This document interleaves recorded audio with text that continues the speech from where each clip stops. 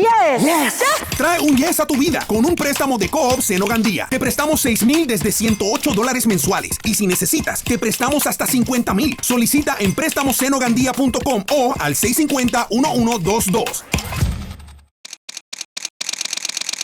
Bienvenidos a Bonita Radio. Esto no es un cuento, esta es la verdad. En breves segundos, la periodista Carmen Enita Acevedo estará con ustedes. Bonita Radio está disponible en Facebook, Instagram, X, Spotify, YouTube, iVoox y iTunes. Agradecemos a nuestros auspiciadores. Cooperativa Seno Gandía, solidez y futuro. Y Vega Co, de tu lado siempre. Nuestras transmisiones son viables también gracias al apoyo de ustedes. Pueden enviar sus donativos accediendo a bonitaradio.net. Allí podrán realizar su aportación a través de PayPal o tarjetas de crédito. También pueden realizar su donativo por ATH Móvil Negocios a la Fundación Periodismo 21. O pueden enviar un cheque o giro postal a PMB número 284, P.O. Box 194000, San Juan, Puerto Rico 00919-4000. Bonita Radio, esto no es un cuento, esta es la verdad. Con ustedes, la periodista Carmen Enita Acevedo, en directo desde el estudio Roberto el Indio Acevedo.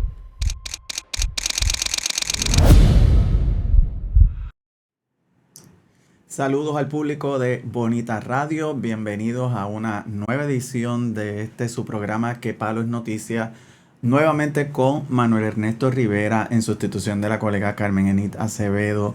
Y hay muchos temas, sobre todo el tema electoral, le vamos a estar dando duro en la segunda media hora del programa.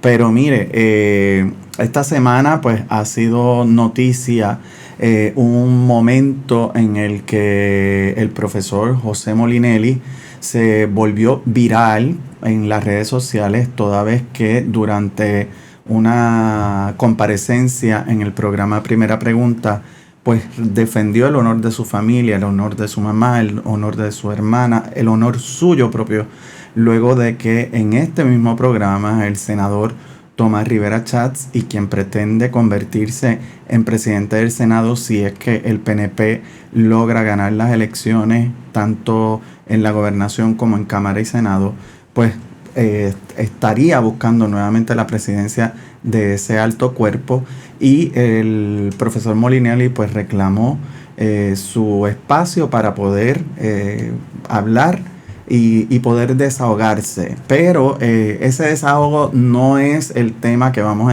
a atender hoy en Bonita Radio, porque nuestro público merece mucho más que el dime y direte diario que se discute en los demás canales y en las demás emisoras de radio. Aquí queremos entrar de lleno en lo que son los problemas ambientales que afectan tanto a este país y que poca importancia se le da en la discusión diaria que tenemos, sobre todo en este momento en que estamos atravesando por la temporada de huracanes, que es una temporada activa, que ya se ha anunciado que en la próxima semana, posiblemente para miércoles o jueves, nos esté afectando otro ciclón. No se sabe si será tormenta, no se sabe si será huracán, pero tenemos que estar pendientes a esto, porque esto ustedes saben que sumado a los terremotos pues causan, y la erosión costera causan bastante daño en todas nuestras comunidades alrededor de la isla.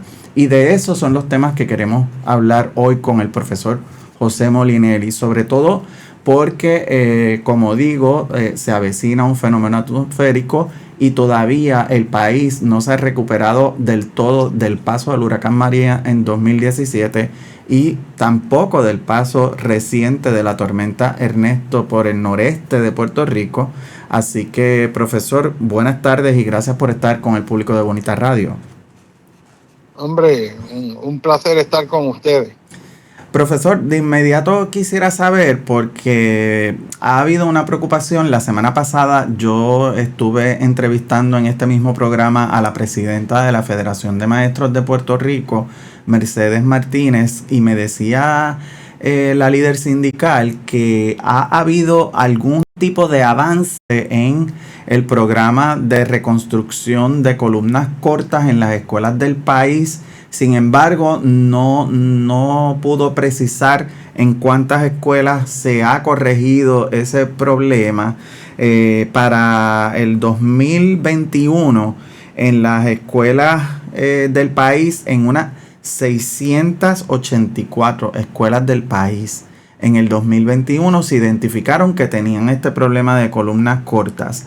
Al día de hoy, aunque Mercedes reconoce que ha habido algún tipo de avance, pues no conoce a ciencia cierta cuál es el número de escuelas de esas 684 que hayan sido atendidas. Además, nos planteaba la líder sindical que en Bayamón y en otras escuelas había habido un problema porque reconstruyeron lo que es o reforzaron lo que es la columna corta, pero entonces afectaron el proceso normal de apertura de ventanas y puertas. ¿Usted tiene conocimiento de cómo ha ido avanzando ese programa y si se ha hecho de la manera correcta?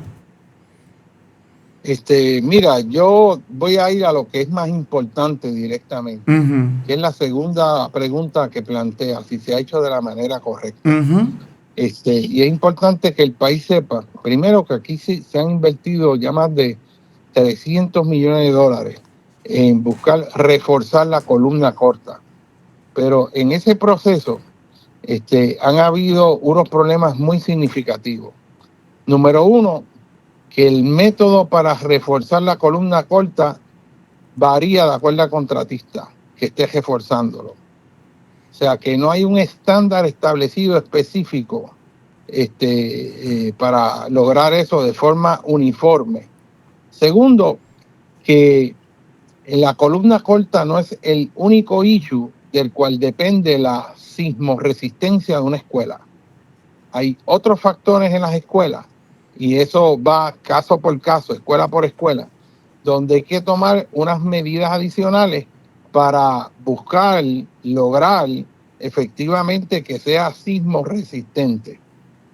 Con esto lo que les quiero decir es lo siguiente: ha habido un debate entre la Comisión de Terremotos del Colegio de Ingenieros, dirigida por el ingeniero estructural Félix Rivera, y profesores del Colegio de Mayagüez, que enseñan ingeniería estructural y que se dedican a investigar sobre estos temas, en donde ellos plantearon repetidamente que lo que se estaba haciendo por la Oficina del Mantenimiento de Escuela Pública y la Autoridad de Edificios Públicos no garantizaba que las escuelas aguantaran un terremoto fuerte.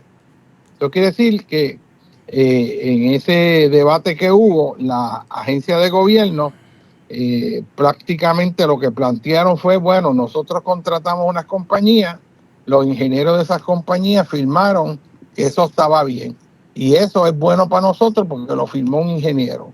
No obstante, se le está planteando por gente que son catedráticos especializados en ese tema, que lo que se está haciendo en muchos lugares no está bien y en otros que no es suficiente. Esto es lo que nos trae a colación y que no se ha querido discutir, es que todavía hay una alta vulnerabilidad a las escuelas en caso de un terremoto muy fuerte que nos afecte en Puerto Rico. Que sepan ustedes que el terremoto pasado de 6.4 allá en enero del 2020 es de mucha menor magnitud que el 7.3 que hubo en 1918 al noreste de Puerto Rico, y mucho menor del 2 de mayo del 1787 en el sistema de la trinchera de Puerto Rico, que quebró las paredes, las murallas del Morro, el Caballero Alto del Castillo de San Cristóbal, derribó la muralla de la Perla que estaba en construcción, causó daño significativo a la iglesia que construida en Toa Baja y averió severamente la ermita de la Concepción y el Rosario, en lo que entonces se conocía como el partido de Arecibo. Estamos hablando 2 de mayo de 1787. O sea, que eso es a fines de siglo, casi al comienzo de la Revolución francesa acabando de darse la Revolución Americana en 1776, allá la independencia. Así que eso fue un sismo muy poderoso. De ocurrir un sismo de esa magnitud de nuevo en la región norte de Puerto Rico, las consecuencias no solamente para las escuelas, las que no estén bien diseñadas o reforzadas, sino para numerosas edificaciones que han estado más de 50, 60 años cogiendo salitre frente al mar, plantea un problema muy preocupante en torno al cual no estamos efectuando acción alguna. Así que las escuelas, gran parte de las escuelas siguen vulnerables, porque lo importante es que sepan que hay escuelas que tienen problemas estructurales de otra naturaleza, no solo de la columna corta. Y esos temas, pues, lo que se han circunscrito es columna corta, sin ver el panorama amplio y el objetivo principal, que es que la escuela no se caiga cuando ocurre un terremoto fuerte. Entonces, esto reviste una importancia increíble, porque a la misma vez que se hace esto, pues se hacen simulacros en las escuelas, y eso es bueno. Los niños se meten debajo del pupitre, después salen en orden rapidito de los salones, y entonces se crea una sensación de que estamos preparados. De igual manera se habla de la mochila, y para estar preparado usted tiene la mochila, y si usted tiene la mochila, que es valiosa y hay que tenerla, pero si es eso nada más, en realidad eso no le garantiza que usted está preparado, porque la verdadera preparación en caso de terremoto es asegurarse de que el edificio no colapsa, que no le cae encima. La escuela de Guánica, cuando colapsó, lo que tardó fueron, dicen los vecinos, apenas haber comenzado el sismo fuerte, en cuestión de 4 a 5 segundos, ya había colapsado la escuela completamente. O sea, que eso lo que significa es que no da tiempo de salir. Se puede meterse bajo el pupitre, pero si le cae el techo de una escuela completo encima, la situación va a estar bien difícil. Precisamente, el concepto... Precisamente mientras conversamos, estamos proyectando esas imágenes de esa escuela de Guánica que verdaderamente, pues, como usted señala, habiendo colapsado de la manera en que colapsó y en tan poco tiempo, pues muy poco podría salvarse una persona y máximo un niño que se meta debajo de ese pupitre, viendo esas imágenes que son bastante perturbadoras de esa escuela destruida. Eso es así, y eso puede pasar en muchas otras escuelas en Puerto Rico. Hay escuelas que están en terrenos de alto potencial amplificación de ondas sísmicas, otras están en terrenos donde hay problemas de movimiento del suelo, de deslizamiento, hay problemas de asentamiento diferencial, hay escuelas que tienen unas esquinas en forma de L que presentan ciertos cuadros en los que se concentra la energía sísmica en las esquinas y son más vulnerables. Y hay muchas escuelas en zonas puestas al efecto de los tsunamis. Cabe señalar, y esto es otro tema que deberían estar discutiendo en este proceso electoral, que la Junta de Planificación, a pesar de que hay mapas que se han hecho a través del programa Tsunami Ready, cuando se hacen los simulacros en caso de tsunami y se prueban las alarmas y se simula que hubo un tsunami, que quede claro que a pesar de estar los mapas que indican a la gente cómo salir de la zona de tsunami tan pronto suene la alarma y cómo llegar a un sitio seguro, que quede claro que en el proceso de planificación a estas alturas, a pesar de yo te diría, decenas y decenas de veces que yo siempre he planteado esto, y es que la Junta de Planificación no considera en su proceso para aprobar permisos de construcción, no toma en consideración si usted está en una zona de tsunami o no. Es como si no existiera ese riesgo. Y esto es una cosa que a mi entender es una barbaridad, porque tú no puedes seguir construyendo infraestructura sensitiva, como una escuela llena de niños, ahí pegado en una zona muy próxima a la orilla del mar que pueda ser afectada por tsunami. Y entonces vemos cómo hay mucho issue de planificación que a fin de cuentas es una es la raíz de muchos de los problemas que sufrimos en Puerto Rico con respecto a desastres naturales. Y eso no se discute, y la Junta de Planes mira para el otro lado. Claro, Tampoco hay... Y la erosión y ciertamente la erosión costera es un problema al cual nos enfrentamos constantemente y a diario. Hay casas destrozadas todavía en Rincón, edificios completos casi caídos dentro del agua. Cada vez que hay marejadas fuertes y la marejada de los muertos, que es casi siempre para el mes de noviembre, vemos como en Ocean Park toda esa orilla de playa se pierde constantemente cada vez que hay este tipo de marejadas. En el caso, usted habla de que hay escuelas en zonas de tsunami, precisamente en Loíza, que el 95% de su pueblo es zona inundable. Hay escuelas en la misma ruta de desalojo de tsunami que está rotulada. Exacto, y aquí hay otro asunto que no se discute en las comunidades, y que es sumamente importante. Y estoy diciendo lo que nadie dice, precisamente para que la gente sepa. Y es, por ejemplo, que los mapas de tsunami se dicen las zonas que pueden ser afectadas por tsunami, pero en este momento no se puede predecir en cada lugar qué altura va a alcanzar el tsunami cuando entra. O sea que cuando suena la alarma y tú tienes que ir a un lugar seguro, según está planificado, para salir fuera de las áreas demarcadas ya como de potencial inundación tsunamigénica, tú no sabes si después de la alarma ese maremoto va a llegar media hora después o va a llegar a los 5 minutos. Y el saber o tener una idea de qué tiempo tomará el tsunami donde tú estás en llegar es clave, porque si el tsunami es producto, digamos, de un derrumbe submarino frente a la costa de Loíza, es cuestión de minutos en lo que tú tienes ese tsunami metido dentro de Loíza, que es distinto a un tsunami que ocurre al norte de la República Dominicana o al noroeste de Puerto Rico, que va a tardar más tiempo en llegar y da más tiempo a la gente de alcanzar lugares altos.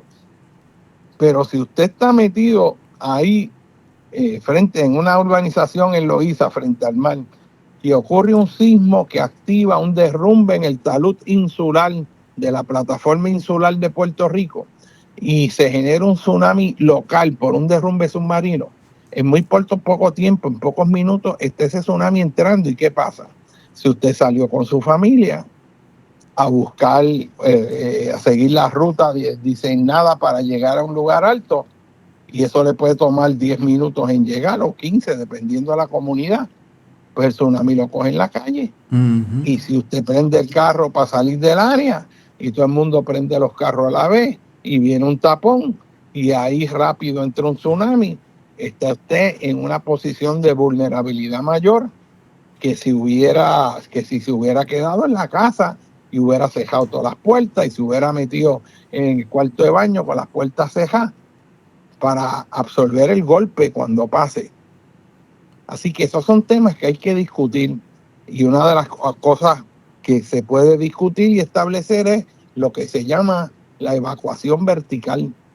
Y es que en lugares donde puede tardar bastante el tiempo en que usted sale de la zona de tsunami, por ejemplo en Loíza, la cajetera va este-oeste paralelo a la orilla. Uh-huh. Así que usted sale a la cajetera principal, por más que se mueva ahí, usted está pegado a la orilla. En lo que llega una cajetera que se meta para adentro. Y si todo el mundo eso hace a la vez, usted va a estar metido en un tapón, esperando que llegue eso. Entonces el riesgo puede ser mucho mayor. O sea que sería más seguro entonces subir, si uno vive en un edificio, o subirse al techo de la casa, si uno quiere... Entonces eso es, si quiere aumentar las posibilidades. De sobrevivir.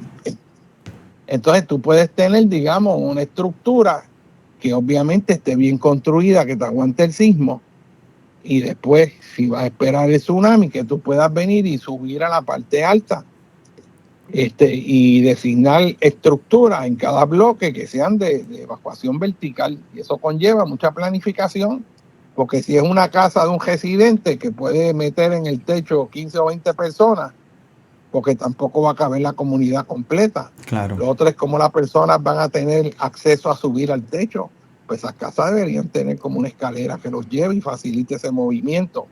Una cosa que se puede hacer en las comunidades para que no tengan que salir y estar fuera de la zona de peligro, pero estando expuesto por demasiado tiempo al aire libre en lo que llega el tsunami, es hacer como hay unas estructuras que se hacen, que es como si fueran unos castillos o como unas arcas de Noé, que tiene escalera por todos los lados y tiene varios pisos, y la gente lo que hace es que acude a esas estructuras y sigue subiendo, subiendo y subiendo, y eso está diseñado para aguantar los sismos y los maremotos, de manera que tú tienes un lugar cerca donde tú puedes acudir con prontitud y estar entonces encaramado en un lugar seguro. Retomando. Y eso, si no lo discute, si no se discute y se plantea, pues estamos en una vulnerabilidad. Si ese es por darte un ejemplo, hay muchas otras cosas más. Retomando un poco el tema de las columnas cortas, porque ahora mismo pues los estudiantes están en clases. ¿Cómo, o sea, de la evaluación que han hecho hasta el momento el ingeniero estructural Félix Rivera y los demás catedráticos del recinto universitario de Mayagüez que me mencionó? Félix es presidente de la Comisión de Terremotos del Colegio de Ingenieros, y hay ingenieros estructurales expertos en la cuestión sísmica y la respuesta sísmica que tienen las estructuras. Y han señalado que mucho de lo que se ha hecho en muchos lugares no es suficiente. Y en realidad no les han hecho el caso que amerita. Por eso, pero ya han podido identificar, digamos, vuelvo a la cifra de las 684 escuelas, que a lo mejor pues no, ¿verdad? Habría que revisarlas todas. Yo no tengo conocimiento del dato numérico de cuántas escuelas, eso pues habría que pedírselo a la educación, claro. Los números han cambiado, pero es un issue que hay que plantearse, si es que todo este esfuerzo que se ha hecho haciendo esa inversión garantiza que la escuela aguante un terremoto, porque no es que se refuerce la columna corta se refuerza como parte fundamental de un sistema que debe estar bien construido para evitar que la escuela colapse, pero pueden haber otros elementos de esos sistemas de columnas y vigas y cimientos de la estructura que no se hayan tomado en consideración y que afectan la estabilidad estructural de la misma, como bien se ha señalado. Eso, cada escuela tiene su historia particular de acuerdo a las condiciones del terreno en que está enclavada. Y eso es un tema pues que hay que discutirlo.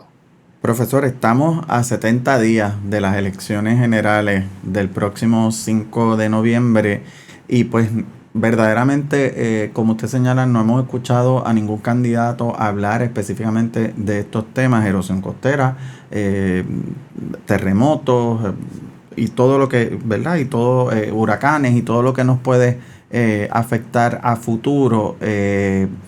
¿Qué usted entiende que deberían estar hablando los candidatos con esos potenciales electores? Pues hay que plantear cómo el gobierno establece las prioridades para usar los recursos que se han asignado a Puerto Rico con fondos de mitigación para reducir la pérdida de vida y propiedad. Puerto Rico es un problema serio con respecto a la comprensión de cuáles son las prioridades.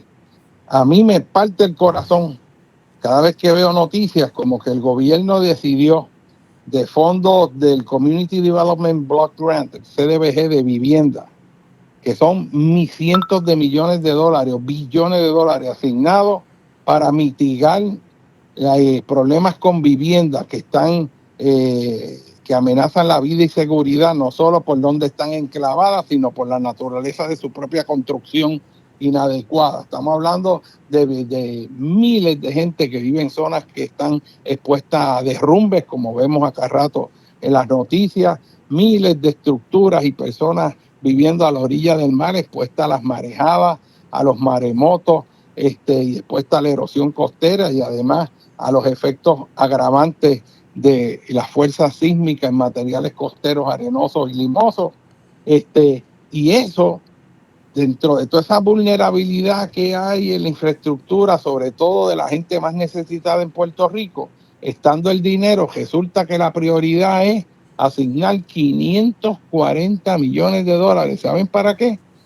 Para hacer 4 millas de carretera entre Utuado y Ajunta. Y eso al gobierno le parece más importante que usar 540 millones de dólares para sacar la gente de las áreas de muy alto riesgo. Entonces no hay sentido de prioridades. Con un poquito más que eso, tú puedes reconstruir un centro médico que está obsoleto.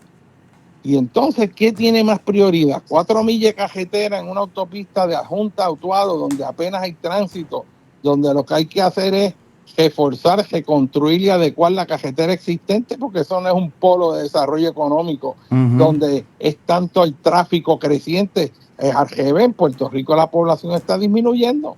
Pero ¿cómo puede ser que se asignen de los fondos que iban para mitigación de vivienda 540 millones para construir carreteras, habiendo tanta necesidad en otras horas, en otras áreas? Aquí está pasado, por ejemplo, que se haga un hospital de primer orden, porque el centro médico está obsoleto, construido con la visión de 1960, y tenemos un hospital que ahí se han hecho estudios que ahí tiene segmentos completos que no son sismos resistentes, que está obsoleto, que tiene equipos viejos, que el sistema eléctrico está viejo, que falla. Pues, ¿qué tiene más prioridad? 4 millas de carretera entre Utuado y Ajunta, o un centro médico que le brinde atención, que en caso de desastre va a ser ultra necesario a la gente que quede herida en caso de desastre.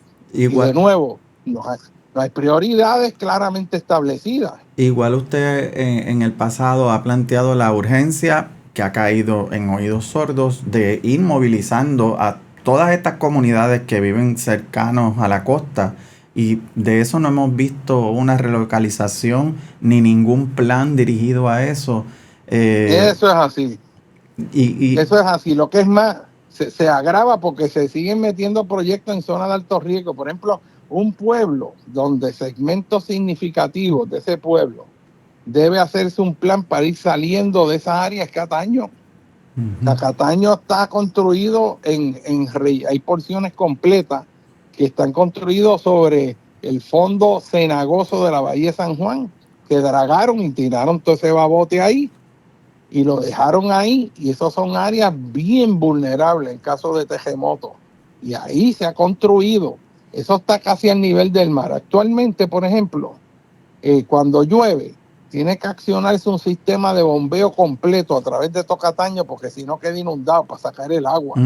Si uno va a la planta que regula el flujo de la Ciénaga Cucharilla a la Bahía de San Juan, que es la planta de Bayview, ahí tú ves, hay una esclusa como una pared que regula el flujo de agua, y cuando está cerrada, tú ves que el nivel del agua dentro, en tierra de la laguna Las Cucharillas, es más bajo que el nivel del agua en la Bahía de San Juan, que está más alto.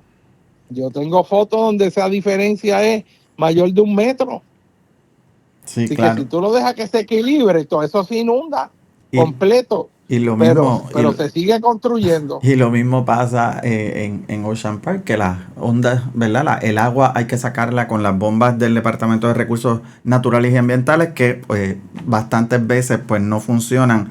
Gracias, profesor, por esta conversación y por ilustrar al pueblo sobre dónde estamos en términos de temas como la erosión costera, posibles tsunamis, terremotos y hasta los impactos de huracanes que afectan, porque pues las zonas inundables sabemos que son bien susceptibles a estos huracanes y tormentas, y entonces eso provoca a su vez pues los deslizamientos de terrenos, derrumbes, y muchas de nuestras familias se exponen a perder sus vidas en estos eventos catastróficos. Así que a futuro estaremos hablando nuevamente sobre estos temas que son de vital importancia para el país, porque pues se pone en riesgo propiedad y vida. Así que y hay que entender que el proceso político es bien importante con respecto a cómo vamos a usar esos recursos para poner este país en sus propios pies. Si no hay visión clara del Puerto Rico que queremos, si no hay un entendimiento de cuáles son las prioridades, vamos a continuar incrementando nuestra vulnerabilidad a desastres. eso es así. Bueno, gracias, profesor, nuevamente por... Pues muy buenas noches. Muchas gracias. Gracias a usted. Escuchaban al profesor y geomorfólogo José Molinelli hablando de temas de suma importancia que los candidatos a la gobernación y candidatos a otros puestos electivos pues no están atendiendo en este momento, como son la erosión costera, la vulnerabilidad a terremotos y a tsunamis, y cómo es que podemos redirigir los recursos que está recibiendo el gobierno para atender a la infraestructura del país y entonces para usar ese dinero, esos millones de dólares, para atender a las familias más vulnerables que viven en zonas susceptibles a inundación y susceptibles a derrumbe, en lugar de estar priorizando, decía el profesor y daba el ejemplo de unos 540 millones que se pretenden utilizar para construir una carretera entre Utuado y Adjuntas, y son 4 millas de carretera nada más, cuando tenemos precisamente en Utuado y Adjuntas miles de familias que están viviendo en zonas susceptibles a derrumbe y susceptibles a inundación, y que lo pierden todo con cada lluvia y con cada onda tropical que pasa por el país. Así que las prioridades, como dice el profesor, hay que redirigirlas. Mire, y si a usted toda esta conversación que hemos tenido con el profesor le parece insólito, porque son cosas que se han venido discutiendo por tiempo, pero que el gobierno no acaba de atender, pues sepa que en la Comisión Estatal de Elecciones están pasando múltiples cosas que tienen precisamente procesos que se supone que se estén cumpliendo con ellos, pues están atrasados, y esto debido a que, como ustedes saben, Luma Energy, la encargada de la transmisión y distribución de la electricidad en este país, pues ha tenido problemas, dejando a la Comisión Estatal de Elecciones sin una subestación, e incluso ha provocado que los procesos, como decía, de inscripción de electores, etcétera, estén atrasados. Me encuentro en línea telefónica con la comisionada del Partido Popular, comisionada electoral del Partido Popular Democrático, Carla Anglero, para conversar precisamente porque hay unas fechas límite para que usted realice los trámites que tenga que realizar para poder ejercer ese derecho al voto el próximo 5 de noviembre. Buenas tardes, comisionada. Buenas tardes a ti y a todos los que nos escuchan. Sí, comisionada, de inmediato quisiera saber, porque tengo entendido que con este problema que ha ocasionado el servicio de energía eléctrica allí en la Comisión Estatal de Elecciones, incluso pues no pudieron, inscribir a las personas porque el sistema se había caído. Pues mira, llevamos desde luego del paso de la tormenta Ernesto teniendo problemas con el servicio de energía eléctrica. Tan es así que hemos estado básicamente todas largas horas con el generador eléctrico prendido. Se apaga cerca de las 7:30, 8 de la noche y volvemos al otro día con el mismo sistema. Yo tuve que comunicarme directamente con un empleado, el coordinador de Luma, porque no hemos tenido mayor información de la presidenta sobre qué es lo que está sucediendo finalmente. Solamente teníamos conocimiento de lo que Juan Saca había indicado en la prensa y lo que la presidenta había notificado en la prensa, pero no se nos ha comunicado oficialmente por la presidenta qué es lo que está sucediendo. Pues allí es que me entero que hay un problema con la subestación interna, que es privada de edificios públicos, porque el edificio que alberga las oficinas de la Comisión Estatal de Elecciones pertenece a edificios públicos. En la tarde de hoy me comuniqué, ¿verdad? Me comuniqué con el licenciado Pérez de Luma. Él me indicó que ya estaban en conversaciones con edificios públicos, que se estaba firmando un acuerdo. Me comuniqué en edificios públicos también con una persona que precisamente me validó eso. Básicamente, inmediatamente el licenciado Pérez me vuelve a llamar y me dice, Carla, ya se firmó el acuerdo. Entiendo que había que hacer también algún tipo de desembolso. Mañana en la mañana vamos a estar allí con el contratista de edificios públicos, trabajando la situación, desconectando lo que es la subestación eléctrica para que el contratista de edificios públicos pueda trabajar.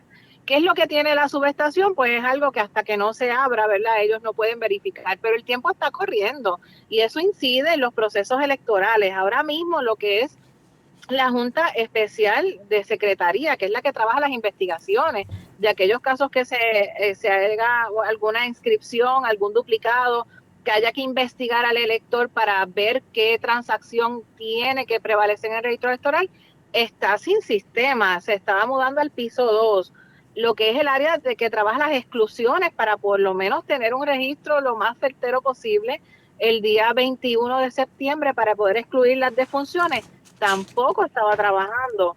El área de los servidores de la OSIPE, que es la Oficina de Sistema de Información, cerca de la 1 de la tarde que hablé con Aníbal Zambrana, me indicó, licenciada, aquí no hay aire, ¿verdad? Está fresco, pero el área de los servidores ya está calentándose.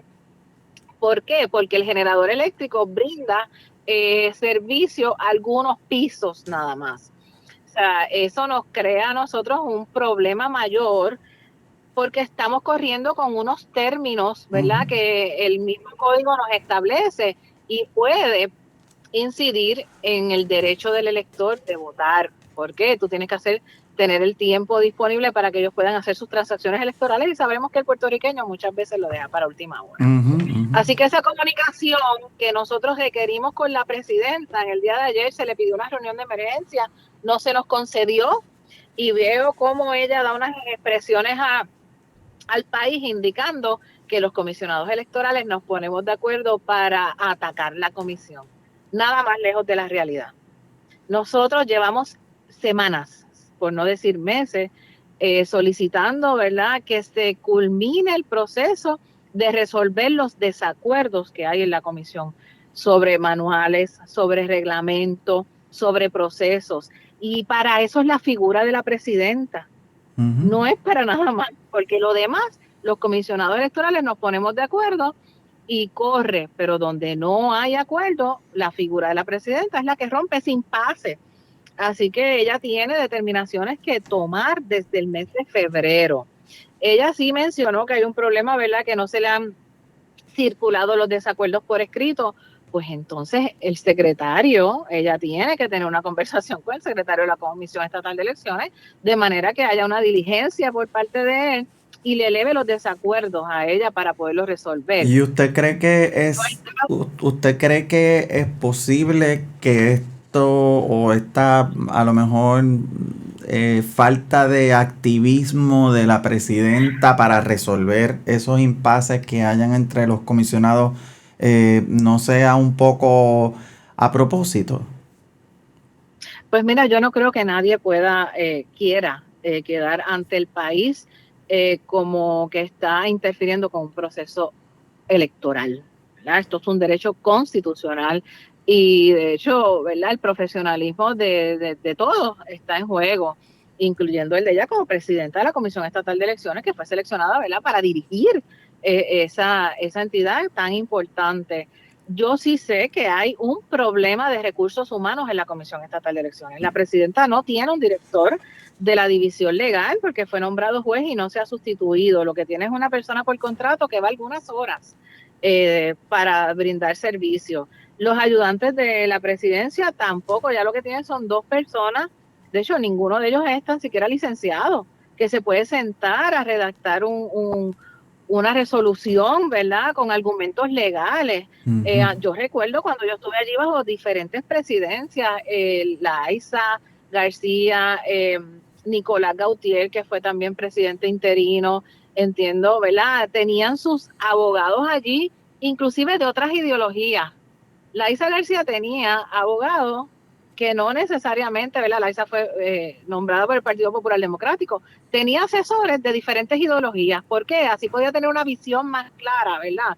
De las posiciones de cada partido y tomar una decisión informada. Pues la presidenta tampoco tiene eso, está básicamente sola. No tiene un presidente, se eliminaron los vicepresidentes, así que ese código electoral también la pone a ella también en precario, pero sabes que es la ley que hay. Y es con lo que tenemos que trabajar, porque el país, la Constitución establece la fecha específica de las elecciones. Nosotros no podemos ponerla. Vamos precisamente a las fechas clave, las fechas importantes que ha publicado precisamente la Comisión Estatal de Elecciones. El 16 de septiembre es la fecha límite para solicitar el voto adelantado. El 21 de septiembre es la fecha límite para inscribirse, transferirse o reactivarse. Esto en el caso, ¿verdad?, de los electores. Y el 5 de noviembre, pues las elecciones generales. Le pregunto... La fecha del 21 es sumamente importante porque ahí cierra el registro electoral y no se puede hacer ninguna transacción. También coincide con la fecha límite para el solicitud del voto ausente. Le pregunto precisamente por esas fechas. La colega Rosita Marrero denunciaba hoy en sus redes sociales que la llamaron del comité del alcalde Miguel Romero, preguntándole por su mamá. Su mamá falleció hace poco, así que ella pidió que a la persona que la llama, según la narración que ella hace en sus redes sociales, le solicita a la persona que la llama del comité de Miguel Romero que la saque a su mamá de la lista porque falleció. Le contesta a la persona que ellos no están facultados para hacer eso. Le pregunto, ¿los candidatos tienen las listas electorales? ¿Esto no se supone que esté exclusivamente en manos de la Comisión Estatal de Elecciones? Pues mira, los partidos políticos manejamos listas internas, ¿verdad?, de afiliados. Así que si la persona en alguna primaria, en algún evento primarista, votó bajo ese partido, sí se tienen esas listas. Okay. También para trabajo electoral, que es básicamente el que se realiza, ofrecer el voto adelantado, el voto ausente. Sí hay una situación, ¿verdad?, que se crea en la Comisión Estatal de Elecciones un retraso en lo que es la depuración de esas listas con los fallecidos. Ya lo hemos visto, ¿verdad?, reiteradamente en los pasados meses. Se llegó también a unas reuniones con oficinas del gobierno, como lo es PRITS, donde nos indicaron poder tener un programa que podía ayudar a la Comisión Estatal de Elecciones a depurar esas listas de una manera más rápida. Esto fue en marzo de este año.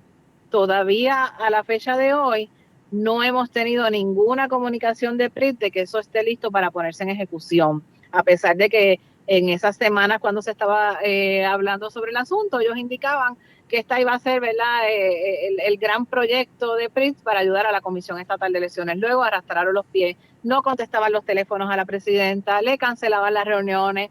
Al día de hoy eso no se ha implementado y el proceso de depuración de listas es uno bien complicado, ¿verdad? Porque no es que tú saques a un elector de golpe y porrazo cuando te llega un certificado de función. Tú tienes que hacer una verificación en la Junta de Exclusiones para verificar si en efecto ese es el elector que tú vas a excluir. Ya una vez se hace ese proceso de investigación en juntas de balance, se envía a la comisión local para que la comisión local apruebe esa exclusión. Así que es un proyecto bastante complicado. ¿Qué buscaba el proyecto con PRIT? Que se utilizaran las fotos que los electores tienen en el DITOP, ¿verdad?, que por lo general son más recientes a la que tú tienes en tu registro electoral, para poder hacer un matching de esos récords y hacer la depuración más rápida. Pues ese proyecto básicamente no se ha puesto en ejecución y estamos a semanas de un cierre de registro electoral. Así que muy probablemente reciban llamadas de personas que han fallecido para ofrecerles lo que es el voto adelantado, porque los partidos están haciendo el trabajo que la comisión no está haciendo, ¿verdad? Buscando, ofreciéndole a los electores, orientando a los electores. Yo tengo a todos mis comisionados haciendo ese trabajo también. ¿Y cómo el pueblo puede estar tranquilo y pensando que el proceso electoral es completamente limpio si ni tan siquiera podemos saber si los muertos votan? Pues mira, el Código Electoral tiene penas severas, es delito grave tú hacer una solicitud de voto adelantado a una persona que ha fallecido, ¿verdad? Los récords sí ya fueron enviados a la Comisión Estatal de Elecciones y se está trabajando. No creo, ¿verdad? Y te tengo que ser bien sincera, no creo que esté totalmente depurado a la fecha del cierre de registro, porque los primeros 2 años la Comisión Estatal de Elecciones no realizó ese trabajo. Y hay que hablar claramente, ¿verdad? Así las cosas, está en el honor de la persona.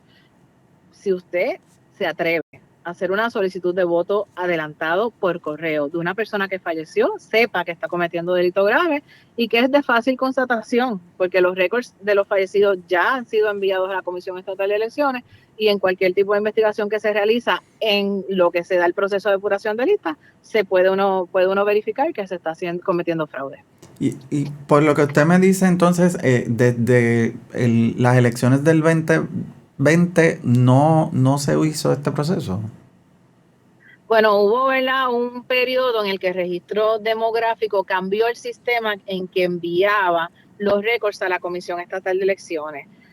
Tampoco fueron tan proactivos en crear juntas adicionales, extender el horario, que yo recuerdo que en el año 2017, cuando yo fui comisionada alterna, sí se trabajó.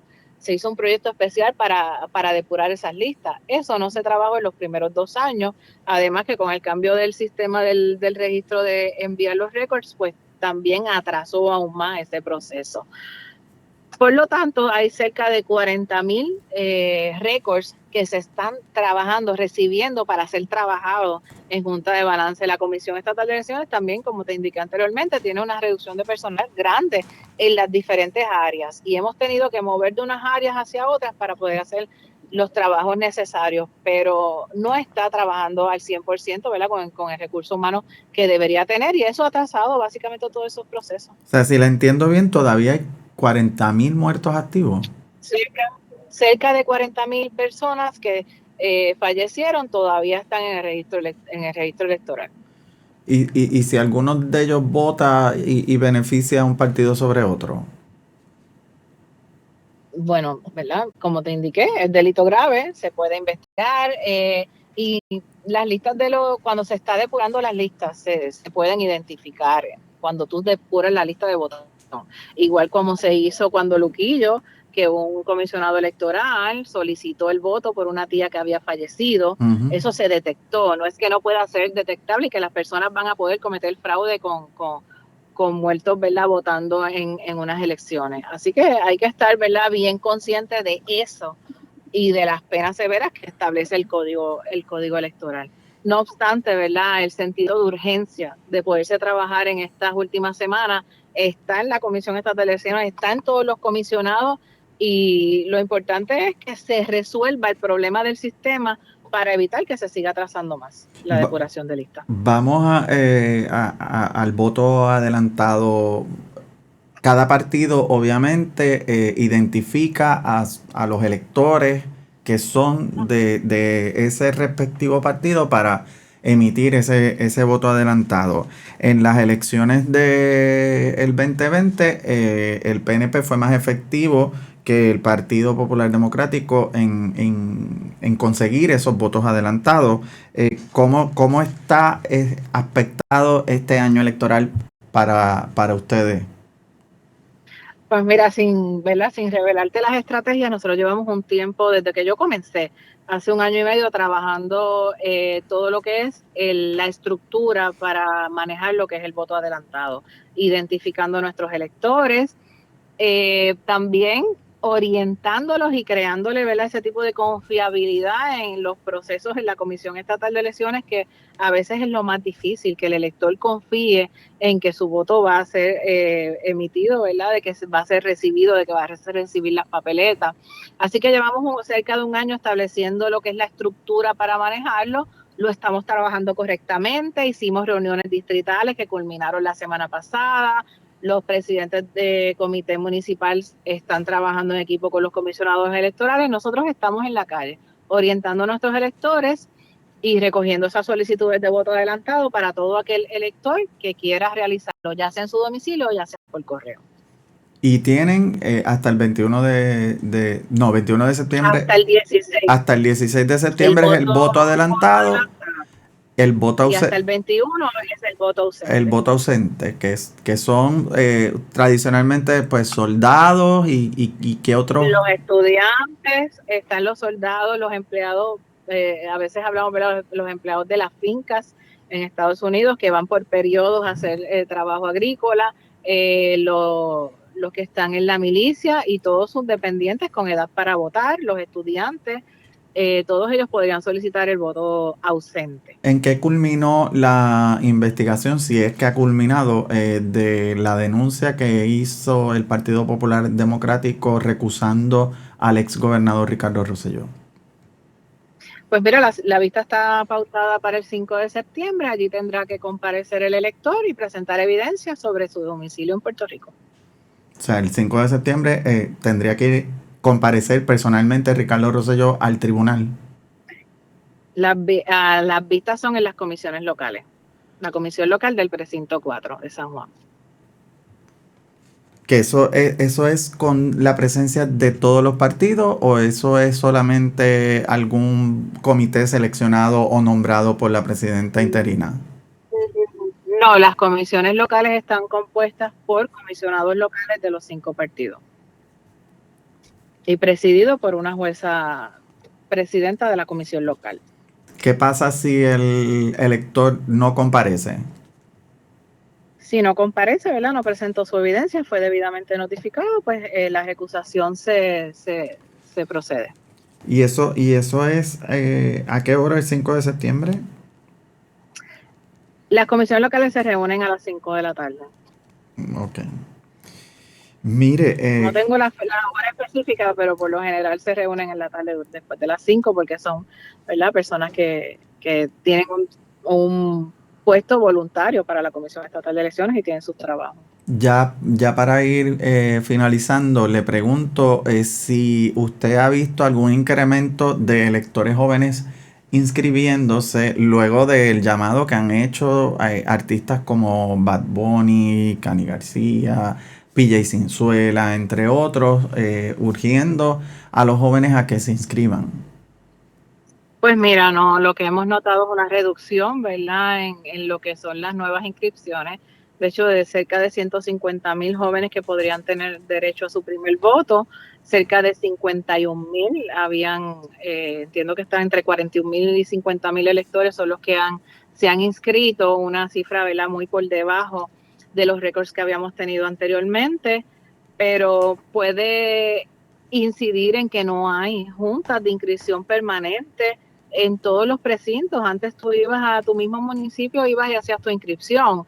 Los primeros 2 años también nos estuvieron visitando lo que son las escuelas superiores y las universidades. O sea que son muchos asuntos que fueron, no se trabajaron en los primeros 2 años luego de un ciclo electoral, y ahora con el poco personal se está tratando de retomar, pero ha incidido sobre todo en el proceso de inscripción.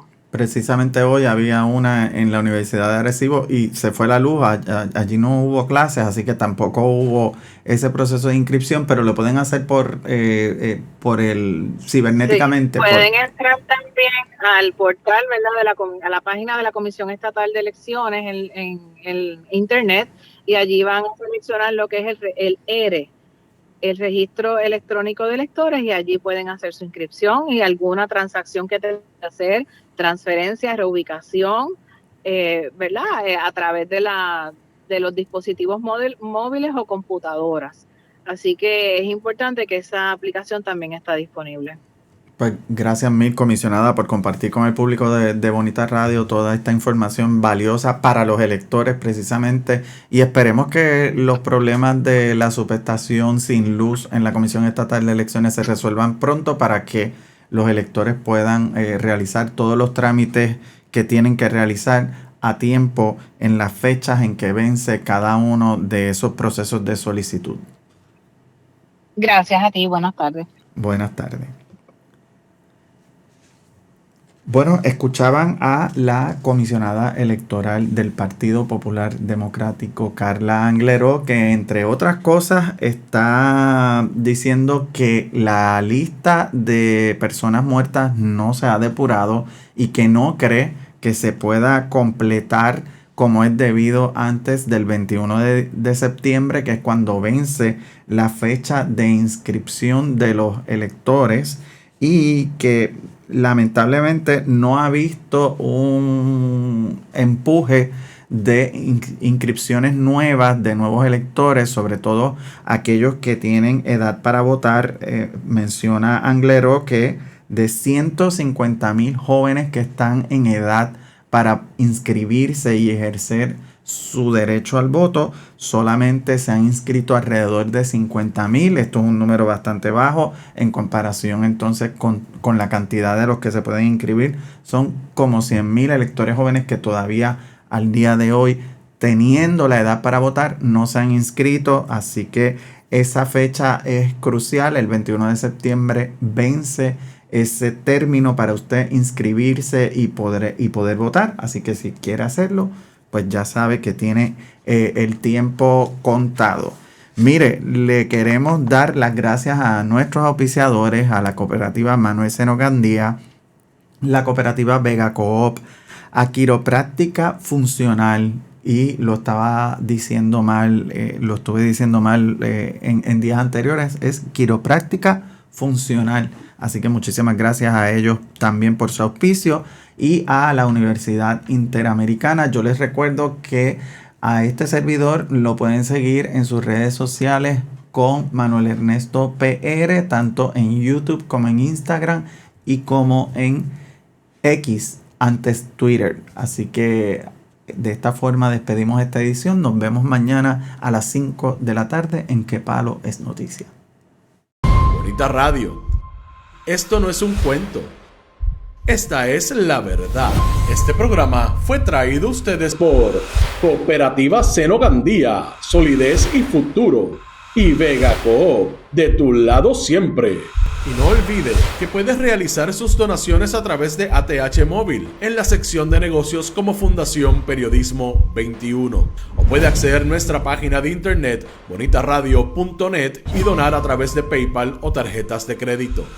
También puede enviar cheques o giros postales a nombre de la Fundación Periodismo Siglo XXI, PMB 284, P.O. Box 194000, San Juan, Puerto Rico 00919-4000.